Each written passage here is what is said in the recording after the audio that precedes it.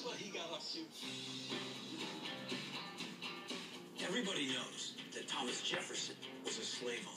But if he had realized his vision of America, there wouldn't have been a single slave in the country.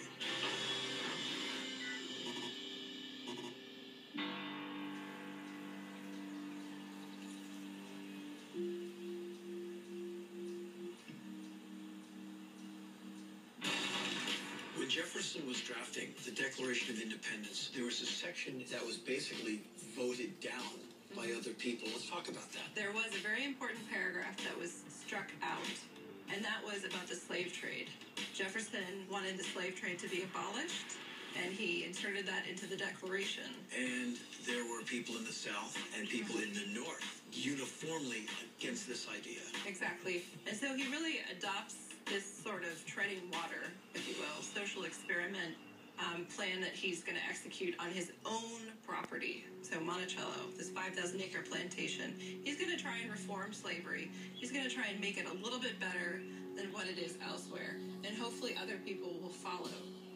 How can a guy who stated that all men are created equal have slaves? Straighten me out on all of this, because that is a sticking point that a lot of people have with Thomas Jefferson, what looks like hypocrisy.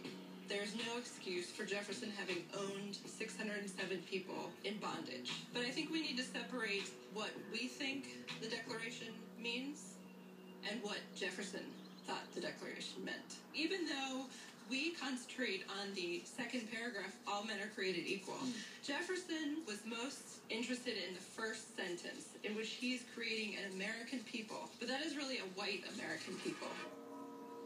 He did not imagine, and none of his peers did either, a biracial society, because he conceived of slaves as being an African nation held against their will in bondage. He believed the only solution was essentially to send them back to what he thought was their homeland, which was Africa. I had no idea how incredibly dynamic and complex all of this is. This great emancipation being predicated upon a simultaneous freeing of every slave, of every farm and plantation all over America. It's a bit much to ask. When was this great emancipation to come? Because he didn't do it in his lifetime. And that's another sticking point for a lot of people, I think, that he never actually freed his slaves.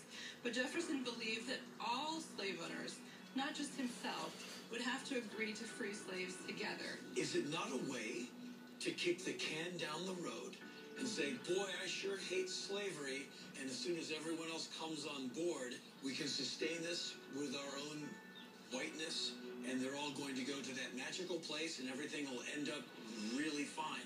But until then, I've got what I've got, and I do what I do. Exactly. I hate to use this word, but it's the only word that comes to mind. Jefferson's idea, to me, is insidious. He only wants them gone so he can get back to this peaceful, homogenous nation, which to me is as boring as watching paint dry. What we can't ignore is Jefferson's visceral fear that slaves are going to rise up and overthrow white Americans, the white race, because he has that fear of what he calls a race war. I can say without any equivocation that I categorically disagree with Thomas Jefferson. So do I. On all of this stuff.